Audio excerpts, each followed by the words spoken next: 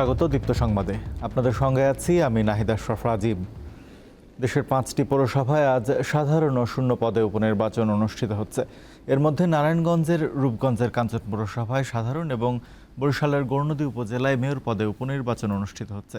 এছাড়া রাজবাড়ীর পাংশা, জামালপুরের মেলান্দহ এবং শেরপুরের নকলায় সাধারণ কাউন্সিলের শূন্য পদে ভোট গ্রহণ চলছে। সবগুলো পৌরসভায় ভোট হচ্ছে ইভিএমে। সকাল 8টায় শুরু হয়েছে ভোট, যা চলবে বিকাল 4টা পর্যন্ত। সকালে কেন্দ্রে ভোটারদের উপস্থিতি কম দেখা গেছে। বেলা বাড়ার সাথে সাথে ভোটার উপস্থিতি বাড়বে বলে আশা করছেন প্রার্থীরা। ভোটের শান্তিপূর্ণ পরিবেশ বজায় রাখতে কাজ করছে আইনশৃঙ্খলা বাহিনী।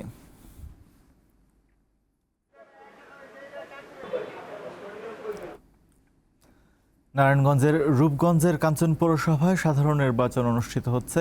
ভোট গ্রহণের খবর জানাতে যোগ দিচ্ছেন সহকর্মী গৌতম সাহা। গৌতম, কাঞ্চন পৌরসভায় মেয়র পদে কতজন লড়ছেন, আর ভোটের পরিবেশ এবং কেন্দ্রে ভোটার উপস্থিতি কেমন দেখছেন?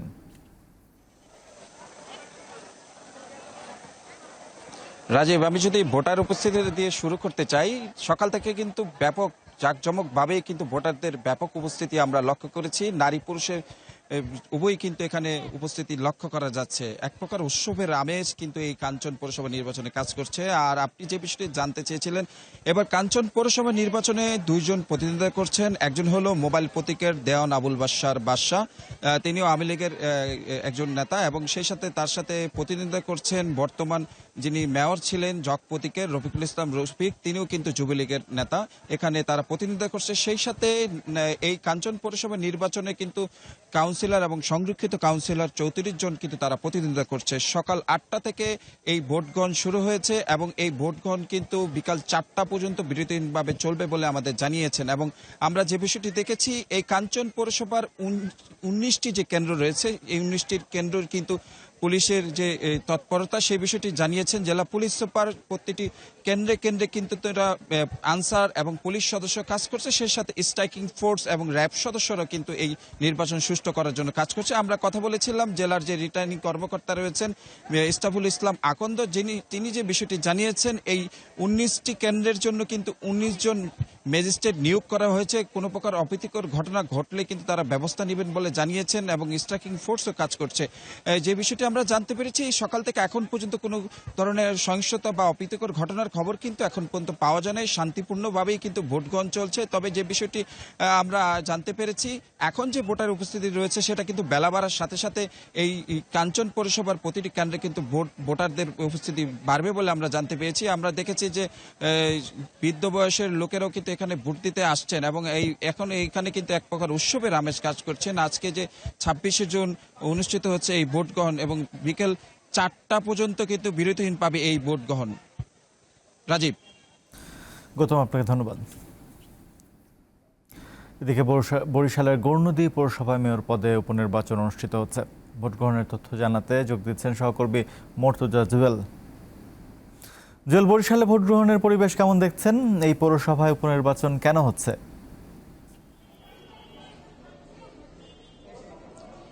রাজীব, ভোট গ্রহণের পরিবেশ সকাল থেকে ভালোই ছিল, তবে একটু আগ মুহূর্তেই আমরা একটি অপ্রীতিকর ঘটনার সংবাদ পেলাম। পৌর এলাকার দক্ষিণ পালরদি সরকারি মৎস্য বীজ উৎপাদন কেন্দ্রে দুটি ককটেল বিস্ফোরণের ঘটনা আমরা কিছুক্ষণ পূর্বে জানতে পেরেছি। ঘটনার সূত্রে আমরা জানতে পেরেছি যে পৌর নির্বাচনে মেয়র পদে প্রতিদ্বন্দ্বিতাকারী মোবাইল প্রতীকের প্রার্থী HM জয়নাল আবেদিন এবং নারিকেল গাছ প্রতীকের প্রার্থী আলাউদ্দিন ভুঁইয়ার সমর্থকদের মধ্যে ধাওয়া পাল্টা ধাওয়ার ঘটনা ঘটে এবং তাৎক্ষণিক পুলিশ তাদের লাঠিপেটা করে ছত্রভঙ্গ করে এবং এর পরপরই সেখানে দুটি বিকট শব্দে ককটেল বিস্ফোরণ হয় এবং তাৎক্ষণিক ঘটনাস্থলে পুলিশ এবং বিজিবি সদস্যরা উপস্থিত থাকায় তারা পরিস্থিতি নিয়ন্ত্রণ আনে এবং সেখানকার ভোট গ্রহণ স্বাভাবিকভাবে চলছে। এর বাইরে পৌর এলাকার 14টি কেন্দ্রে স্বাভাবিকভাবে সকাল থেকে ভোট গ্রহণ চলছে, তবে ভোটারদের উপস্থিতি কিছুটা কম রয়েছে। কিন্তু আমরা এখানে অবস্থান করে দেখতে পাচ্ছি যে পৌর এলাকার বাসিন্দা হয় ভোট কেন্দ্রের আশেপাশেই তাদের বাসাবাড়ি এবং তারা কিন্তু নিয়মিত বিরতিতে কেন্দ্রে প্রবেশ করছেন এবং ভোট দিচ্ছেন। করছেন। কোনো বুথেই কিন্তু আসলে ফাঁকা নেই, সব বুথেই ভোটার রয়েছে। আর হচ্ছে যে অতি সম্প্রতি এই উপজেলা পরিষদ নির্বাচন অনুষ্ঠিত হয়েছে, সেখানে বর্তমান সদ্য সাবেক যিনি পৌরসভার মেয়র ছিলেন হারিচুর রহমান, তিনি আসলে পৌর মেয়র পদ থেকে পদত্যাগ করে উপজেলা পরিষদ নির্বাচনে অংশগ্রহণ করেছেন। এর ফলে কিন্তু এই আসনটি শূন্য ঘোষণা করা হয় এবং তফসিল ঘোষণার পরে 4 জন প্রার্থী এই পদে প্রতিদ্বন্দ্বিতা করছেন মেয়র পদে। এর বাইরে 9টি সাধারণ ওয়ার্ড এবং 3টি সংরক্ষিত ওয়ার্ডের যারা নির্বাচিত পৌর কাউন্সিলরগণ ছিলেন তারা কিন্তু পূর্বের পদে বহাল রয়েছেন। ফলে কিন্তু এই পদগুলোতে আর নির্বাচন অনুষ্ঠিত হচ্ছে না, কেবলমাত্র পৌর মেয়র পদটিতে নির্বাচন অনুষ্ঠিত হচ্ছে এবং 37,000 ভোটার রয়েছেন পৌর এলাকায়।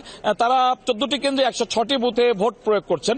রাজীব, এ ছিল আসলে পৌরসভা নির্বাচনের এখন পর্যন্ত তথ্য। জুয়েল, আপনাকে ধন্যবাদ।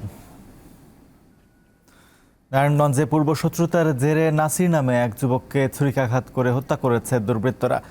গতরাতে শহরের মণ্ডলপাড়া এলাকার মা হোটেলের সামনে এই ঘটনা ঘটে। নারায়ণগঞ্জ সদর মডেল থানার ভারপ্রাপ্ত কর্মকর্তা শাহাদাত হোসেন জানান, পূর্বশত্রুতার জেরে নাসিরকে বাড়ি থেকে মণ্ডলপাড়া মা হোটেলের সামনে ডেকে নিয়ে ছুরিকাঘাত করে একদল মাদক ব্যবসায়ী। স্থানীয়রা তাকে উদ্ধার করে হাসপাতালে নিলে চিকিৎসক নাসিরকে মৃত ঘোষণা করেন।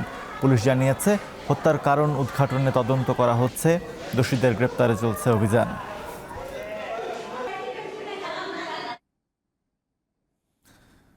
রাজস্ব কর্মকর্তার স্বামীর সৌজন্যে অঢেল সম্পদের মালিক হয়েছেন নরসিংদী রায়পুরা উপজেলা চেয়ারম্যান লায়লা কানিজ।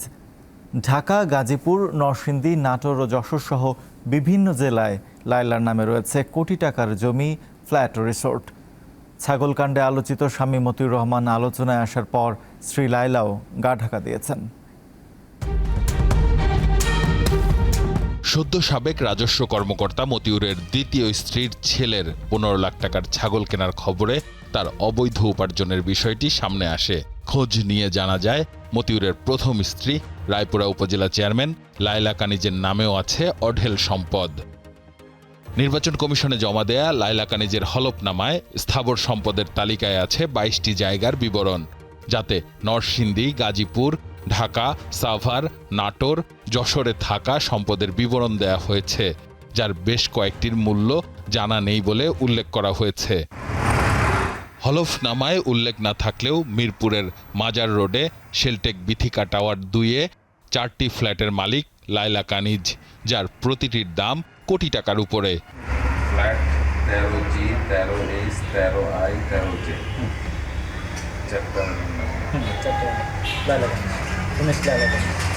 মানে উনি মালিক চেনেন? ম্যাডামের সাথে আমার দেখা হয় না, ওনার ড্রাইভার আসছে, তার সাথে কথা হয়েছে, আর ওনার ম্যানেজার আছে পার্সোনাল, উনি আর কি সব কিছু দেখছে।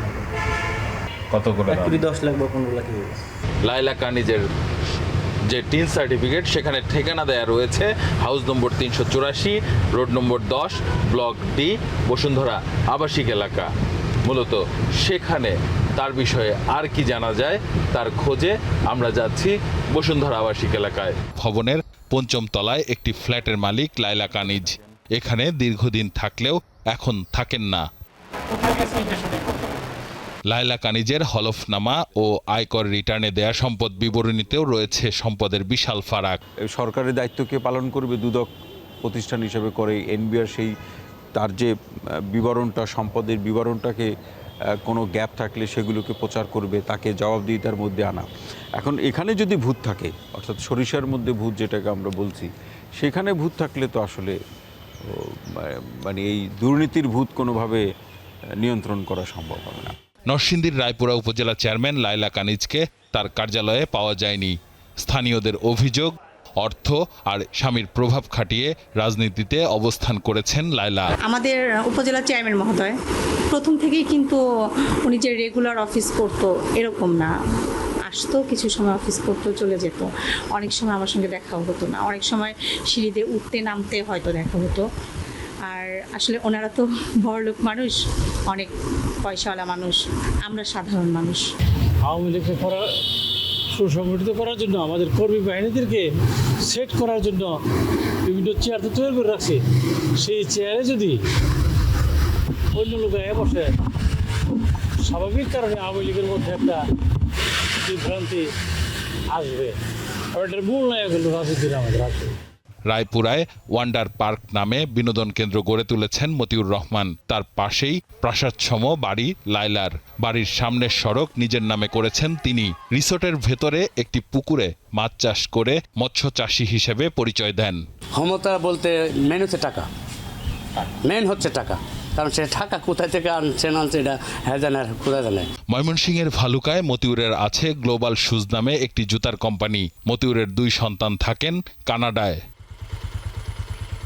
আসিফ জামান, দীপ্ত সংবাদ, ঢাকা। বাণিজ্যিক গাড়ির গ্রাহকদের নিয়ে কিশোরগঞ্জে অনুষ্ঠিত হলো টাটা মোটরস এবং নিটল মোটরসের ঈদ পুনর্মিলনী। মঙ্গলবার রাতে কিশোরগঞ্জের বড়পুল এলাকায় এই ঈদ পুনর্মিলনী অনুষ্ঠিত হয়।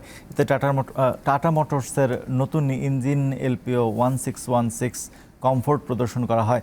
নিটল মোটরসের sales and marketing CEO Mohammad Tanvir Shahid জানান, দেশের পরিবহন জগতে আস্থা ও নির্ভরতার নাম নিটল মোটরস। গুণগত মানের পণ্য ও সেবা দিয়ে নিটল মোটরস গ্রাহকদের সন্তুষ্টি অর্জন করতে পেরেছে। অনুষ্ঠানে আরও উপস্থিত ছিলেন টাটা মোটরসের এরিয়া ম্যানেজার প্রসেনজিৎ বালা ও এরিয়া প্রেসিডেন্ট শাহাবুদ্দিন রানা।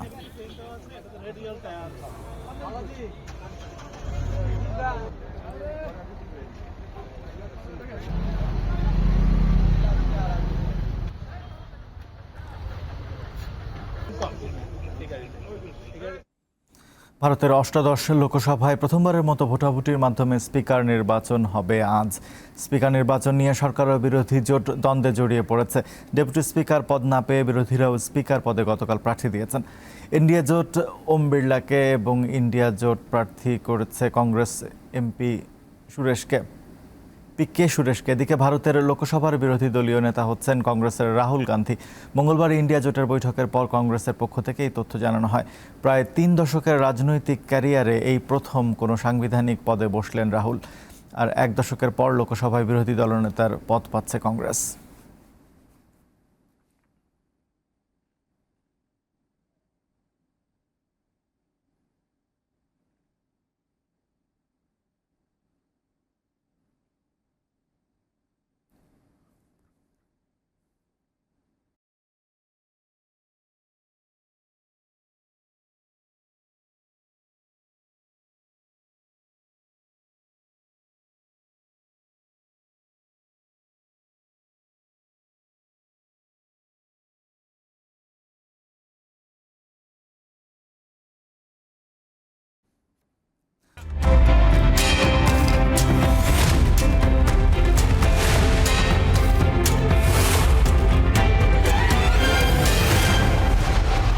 এবার জানিয়ে দেব এক নজরে পত্রিকার শিরোনামগুলো।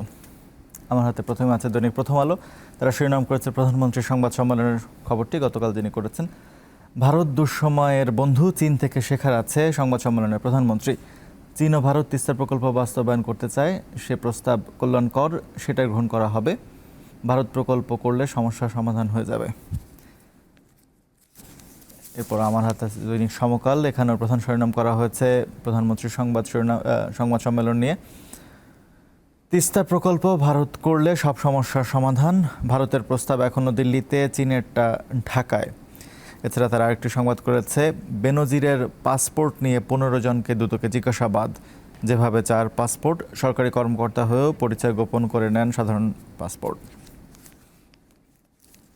এরপর আমার হাতে আছে দৈনিক কালের কণ্ঠ, এখানে প্রধানমন্ত্রীর সংবাদটাকে শিরোনাম করা হয়েছে, তিস্তায় লাভজনক প্রস্তাবই নেব, ভারত সফর নিয়ে সংবাদ সম্মেলনে জানান প্রধানমন্ত্রী। যারা পাসপোর্টেও জালিয়াতি বেনজিরের, এটা নিয়ে আরেকটা সংবাদ তারা বিশেষ সংবাদ করেছে, ছাগলকাণ্ডের মতিউরের সম্পদ জব্দের প্রস্তুতি দুদকের। এই ছিল জাতীয় পত্রিকার শিরোনামগুলো। এ ছিল এখনকার মতো। আমাদের পরবর্তী সংবাদ বেলায় 12টায় দেখার আমন্ত্রণ রইল। এছাড়া আরও তথ্য বিনোদনের সংবাদ পেতে যুক্ত থাকুন দীপ্ত টিভির ডিজিটাল প্ল্যাটফর্মগুলোতে। ধন্যবাদ সবাইকে।